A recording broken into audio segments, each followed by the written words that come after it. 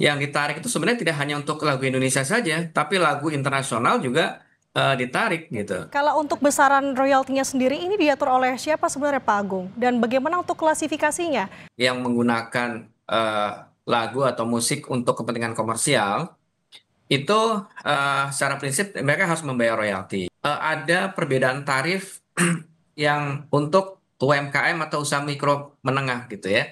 Seperti kafe dan restoran itu kan eh, pembayaran royaltinya 120.000 per kursi per tahun, Mbak. Oke, keringanan seperti apa Pak Agung? Katakanlah pelaku usaha ini mengalami kesulitan finansial. Lalu bagaimana solusinya jika memang kondisinya Ya, seperti itu? memang belum seluruhnya sampai ke seluruh Indonesia ya. Eh, untuk penarikan royalti ini mungkin belum belum dikatakan belum optimal gitu ya. Masih beberapa kota besar di kota-kota besar yang melakukan pembayaran-pembayaran royalti. Dan tentunya tarif ini juga bukan serta-merta sepihak dilakukan oleh LMKN, tetapi LMKN dan bersama LMK itu melakukan pertemuan dengan user untuk besaran tarif, berapa sih tarif yang disepakati, dan pembayaran royalti ini eh, murni adalah untuk kesejahteraan pencipta atau pemegang hak cipta. Untuk membahas soal royalti musik, saudara, kita sudah terhubung melalui sambungan daring bersama dengan Agung Dharma Sasongko, selaku Direktur Hak Cipta dan Desain Industri Direktorat Jenderal Kekayaan Intelektual atau DJKI, Kementerian Hukum Republik Indonesia. Selamat pagi Pak Agung.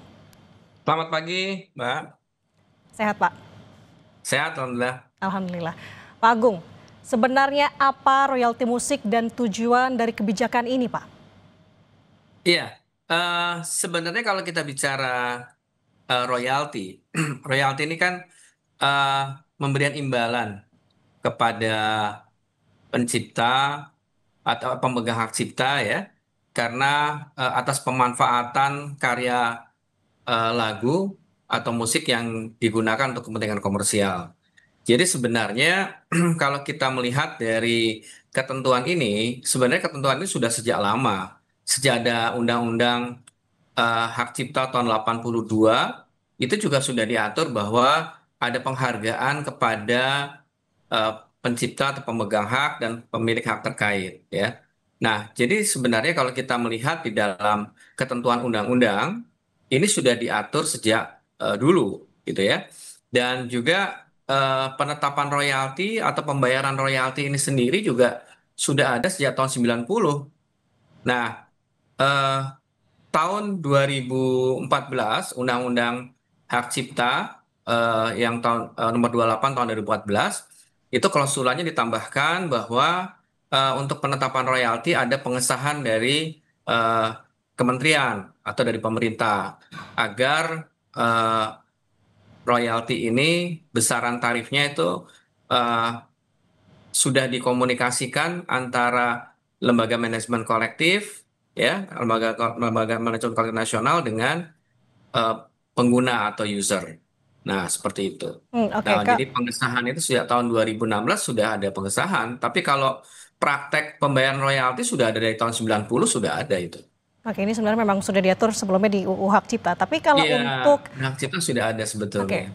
karya-karyanya sendiri memang untuk karya khususnya di Indonesia saja atau mungkin juga dari internasional atau seperti apa Pak Agung? Ya, sebenarnya praktek ini juga secara internasional juga ada. Jadi ketika eh, pembayaran royalti ini tidak hanya untuk musisi Indonesia, tapi juga untuk luar negeri. Mhm. Jadi ketika penarikan royalti yang dikenakan, ya itu juga sama saja kita juga membayar eh, royalti untuk yang di luar negeri. Karena kan kita juga menyerahkan repertoar ke lembaga manajemen kolektif internasional di SISEK di internasional, menyerahkan kepada mereka repertoarnya, dan kemudian nanti mereka yang akan menarik kalau lagu-lagu kita digunakan di luar negeri. Nah, nanti setelah itu mereka akan memberikan kepada musisi kita yang ada di Indonesia. Itu mekanismenya, dan sebaliknya kita juga mendapat repertoar dari internasional untuk menarik yang lagu-lagu yang diputar di Indonesia, lagu-lagu asing yang di Indonesia. Jadi semua yang ditarik itu sebenarnya tidak hanya untuk lagu Indonesia saja, tapi lagu internasional juga ditarik gitu. Oke, Nah, sebenarnya ini sudah berlangsung lama. hal seperti itu.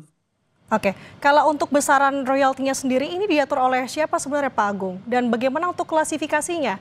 Jenis usahanya kita tahulah tidak hanya perusahaan waralaba besar saja, kita katakan juga ini menyasar untuk yang merintis, kita katakan seperti salah satunya mungkin UMKM, seperti apa Pak Agung? Iya, jadi sebenarnya gini, prinsip dasarnya adalah setiap eh, layanan publik bersifat komersial atau ruang-ruang publik yang menggunakan eh, lagu atau musik untuk kepentingan komersial itu secara prinsip mereka harus membayar royalti. Mhm. Nah, tetapi kalau kita lihat juga di dalam ketentuan undang-undang eh, peraturan pemerintah nomor 56 tahun 2021 ya, itu ada klausula yang menyebutkan bahwa ada perbedaan tarif yang untuk UMKM atau usaha mikro menengah gitu ya. Mhm. Dan juga itu didasarkan kepada hal-hal yang berkaitan dengan ruang lingkup tempat usahanya gitu ya. Terus kemudian eh, kemampuan usahanya bagaimana. Jadi artinya tetap akan ada keringanan-keringanan yang diberikan gitu ya. Nah, selama ini yang praktek saya pantau dari Lembaga Manajemen Kolektif Nasional yang melakukan penarikan royalti, itu ada perbedaan-perbedaan yang digunakan ya. Jadi kalau seperti contohnya di dalam keputusan Menteri tahun 2016 ini terkait dengan tarif royalti, Mhm. di situ sudah ada banyak ketentuan-ketentuan yang eh, dalam kategori eh, layanan publik bersifat komersial, seperti kafe, restoran, gitu ya. Seperti kafe dan restoran itu kan eh, pembayaran royaltinya 120.000 per kursi per tahun, Mbak. Oke, 120.000 per kursi per tahun. Artinya sekarang kalau katakanlah dia punya di kursinya full itu kursi misalkan Pak. Berarti harus bayar ada 1.200.000 per sekitar tahun. ada 30 kursi umpamanya dia disediakan. Oke. Tapi yang rata-rata per hari cuma 6 kursi yang biasa 6 kursi yang orang datang gitu ya. Mhm. Nah, itu yang dihitung rata-rata itu adalah untuk UMKM seperti itu. Hmm. Dilihat tingkat minimalnya gitu ya. Nah, atau mungkin ada hal lain lagi yang mungkin bisa disampaikan bagaimana keadaan tempat usahanya. Nah, ini kan hal-hal yang artinya bisa dijadikan sebagai patokan gitu ya. Dan sekarang ini kalau kita lihat eh, sudah cukup banyak ya tempat-tempat usaha ya yang membayar royalti. Ya. Hmm. Jadi kalau kalau berdasarkan data yang kita peroleh itu seperti contohnya restoran itu sudah cukup banyak bahkan Hmm. tahun 2024 itu sudah ada sekitar Hmm. 219 restoran yang membayar royalti, terus kemudian tempat karaoke itu ada 744, Hmm. kemudian ada apa namanya mall pertokoan ada sekitar 532 yang membayar, ya ini seluruh Indonesia ya kategori Oke. seperti itu. Artinya memang sudah banyak dari tahun ke tahun yang memang melakukan pembayaran-pembayaran royalti yang secara apa sejak lama sudah berlangsung gitu ya. Oke. Pak Agung, harus dikonfirmasi 120.000 ini memang diperuntukkan untuk perusahaan atau pelaku usaha yang memang memiliki usaha besar atau waralaba besar, atau juga ini menyasar untuk UMKM juga 120.000 per kursi? Iya tadi kan standarnya 120.000 per kursi ya untuk restoran ya contohnya Oke. gitu ya. Nah tapi kan tadi kalau untuk UMKM ada keringanan-keringanan lagi Oke. yang didasarkan pada tempat usaha, Hmm.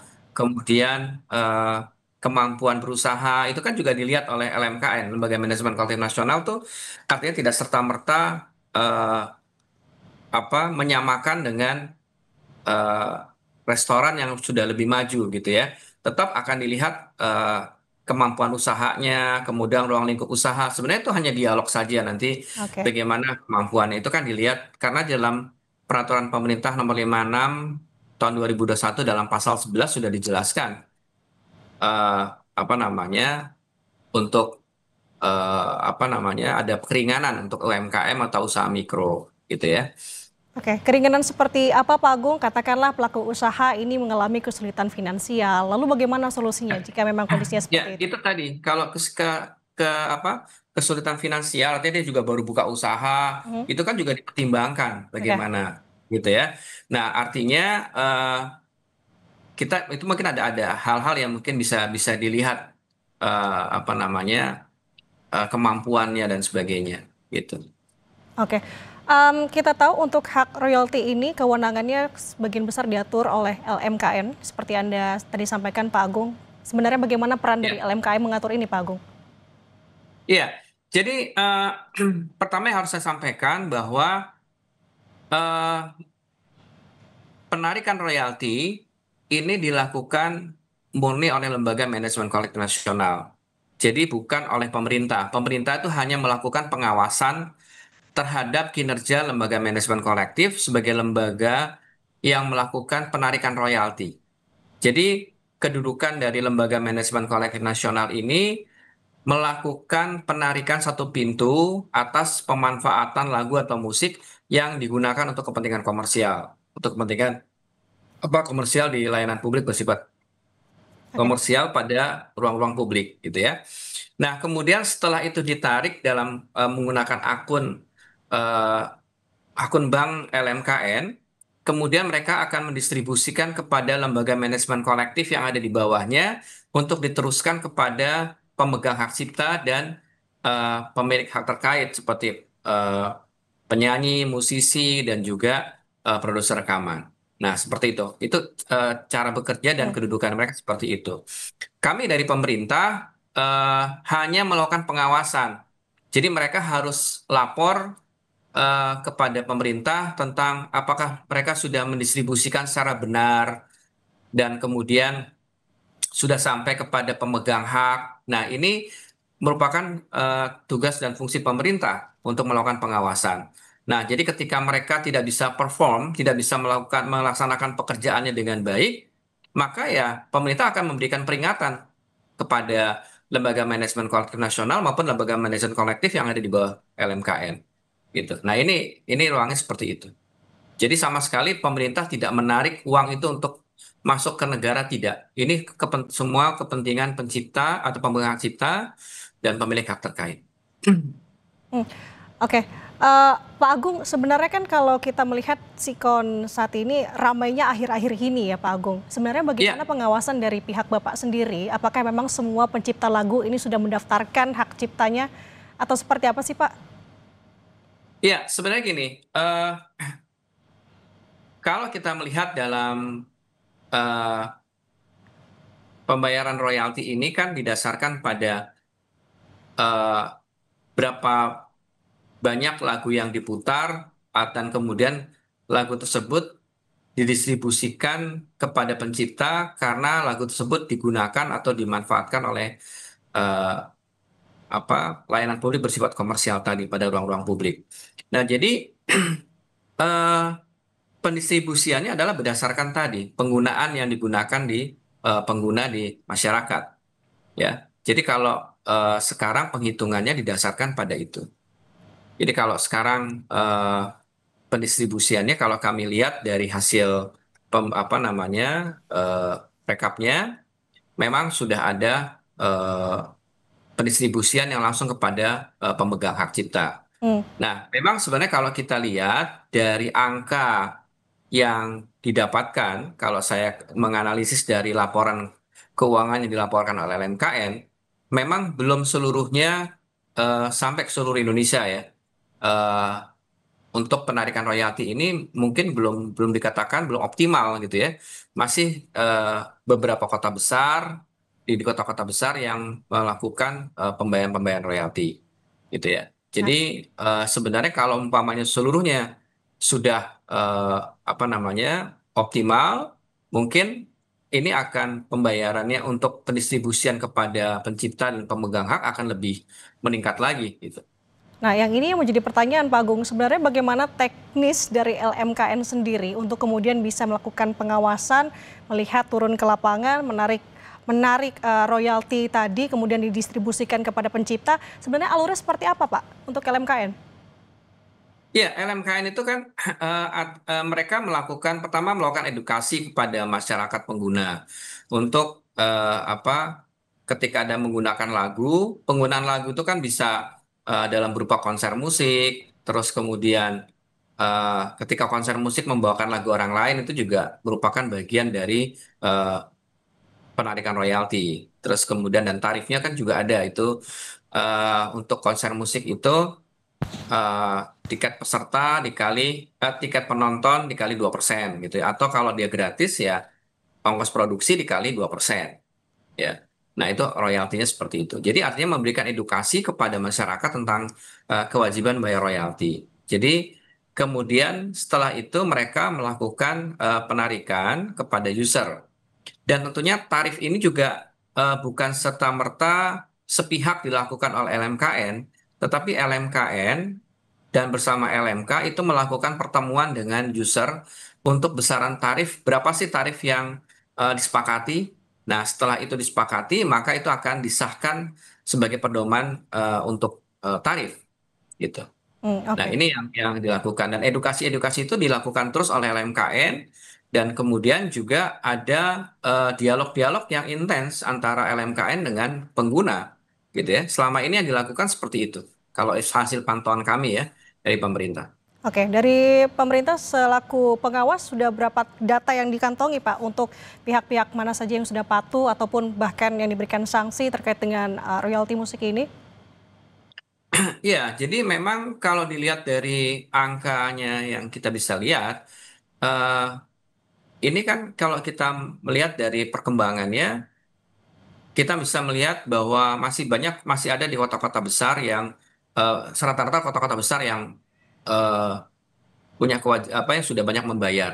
Hmm, Tapi kan mungkin di eh, kota-kota kecil atau daerah di pinggir-pinggir kota itu masih banyak yang belum melakukan pembayaran.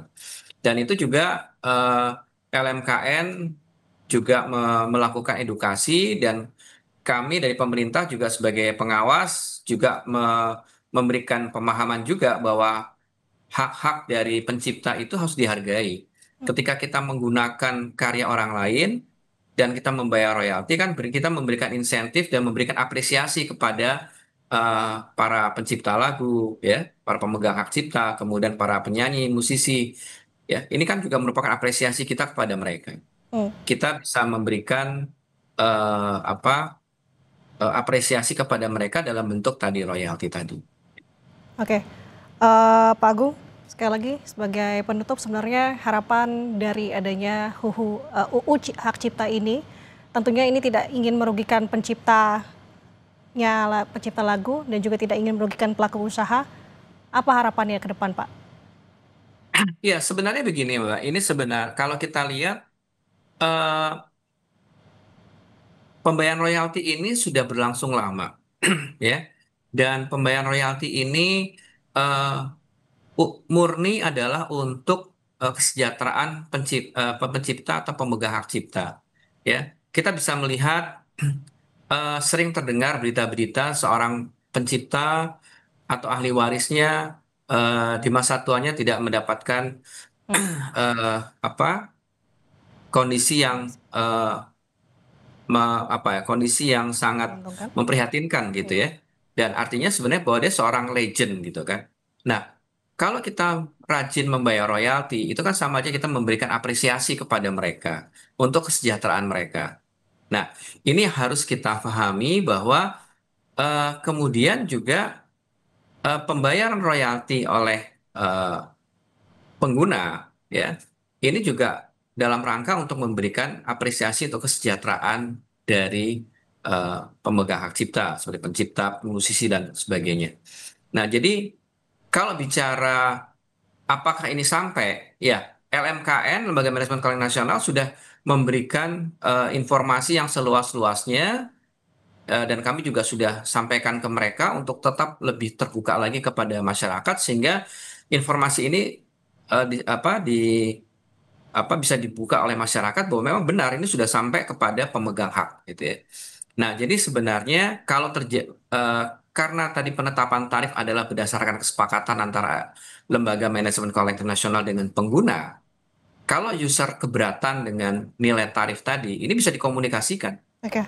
bisa dikomunikasikan. Karena memang tadi di dalam dalam undang-undang sendiri dalam pasal 89 ayat 3 juga sudah disebutkan bahwa ada kelaziman yang berlaku di masyarakat. Oke. Jadi artinya bisa dikomunikasikan bahwa mereka usulannya berapa. Nah, itu Hmm. silahkan mereka apa namanya bicarakan dengan hal itu. Oke. Oke, baik Pak Agung, kita sudah mencatat poin yang Anda sampaikan. Sosialisasi keterbukaan dari LMKN terkait dengan hal ini menjadi garis penting. Terima kasih atas waktunya bersama dengan kami di Sapa Indonesia Pagi, Pak Agung Darmasa Songko. Terima kasih, sehat selalu.